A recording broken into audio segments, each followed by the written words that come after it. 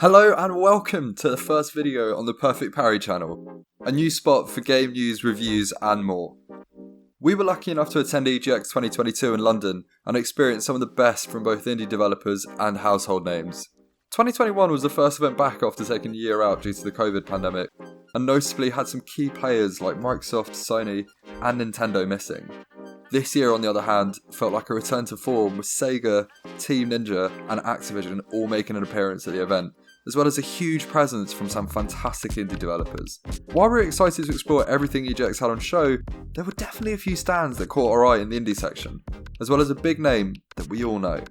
So, let's get into our 5 standouts at EGX London 2022.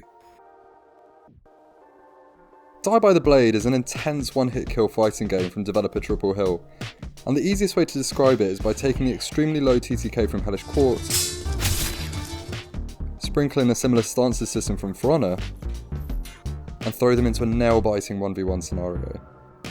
What this leads to is incredibly tense battles with your opponent where one mistake can end the round much sooner than you would have liked, especially considering how quickly your opponent can close the gap.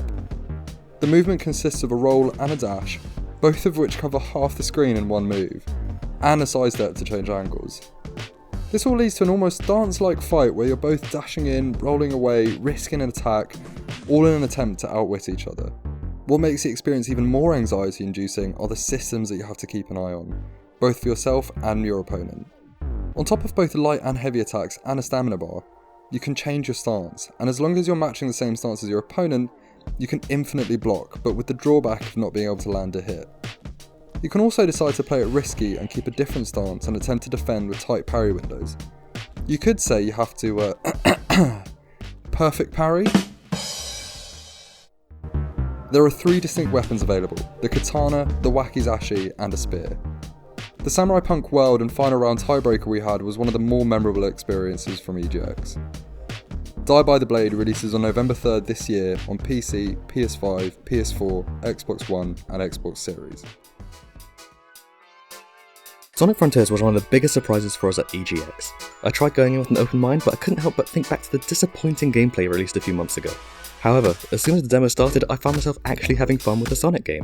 The speed boost in the open world immediately felt punchy and they managed to keep up the tempo, which quickly alleviated one of the biggest concerns I had going into it. While we're talking about the open world, it's worth noting that what we played of it felt incredibly linear, and there were structures just randomly floating in the sky.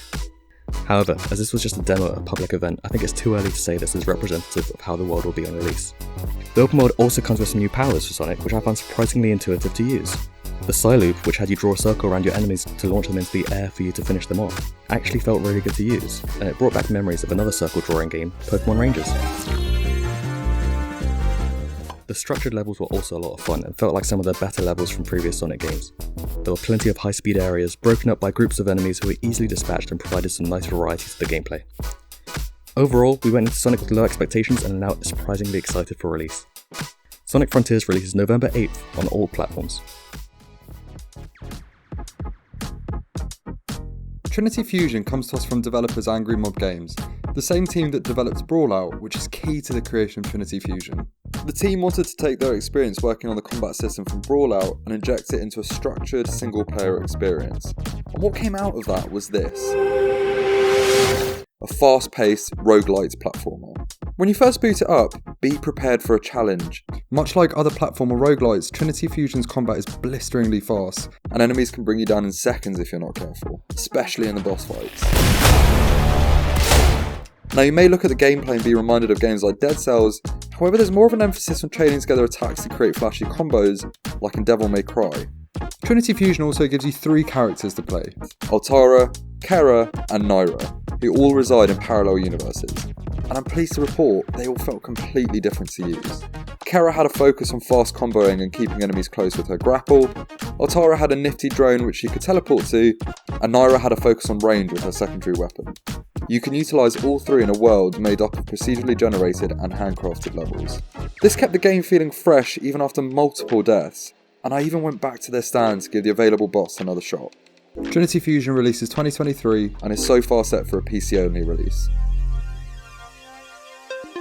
Robotry was a big surprise that we found in the EGX Left Field collection, which tends to host weird and wacky games usually developed by a very small team or even a single person. It's a physics-based platformer without a jump button. But how do you jump, you might ask? Well, that's exactly why we're intrigued with the game. You play as a square with two long legs that are independently controlled by the left and right analog sticks, allowing you to walk, jump, climb and parkour through each level. It's almost as if the developer Lockpickle saw the nightmare of getting over it, and Quap, and thought, what if we put the two together? And I'm happy to report that it's actually a lot of fun. The mix of great character design, colourful levels and intuitive controls kept Robotry in our minds to this day. Robotry is just around the corner with an October planned release on Nintendo Switch and PC. Squadblast is a multiplayer side-scroller hero shooter where you work with your team to win in deathmatch or objective-based modes. Everything this game tries to do, we thought it nailed. The movement feels floaty and almost allows for aerial battles as you jump and double jump around enemies to avoid being hit, all helped by the solid shooting mechanics. During a game, there's an emphasis on making sure your health, shields and ammo are all topped up with pickups that encourage you to scout the entire map. Rather than have an ultimate ability like in hero shooters such as Overwatch, a power weapon will spawn with an announcement to the whole lobby, which rewards the first person to pick it up with an almost guaranteed kill. 2 eliminations left. Each of the 7 heroes have a unique ability that completely change your playstyle and have to be used effectively in order to come out on top. Hanty, for example, can go invisible for a time, allowing you to surprise enemies, and Sunny's Little Helper's ability lets you put turrets down that are brilliant for zoning the enemy team.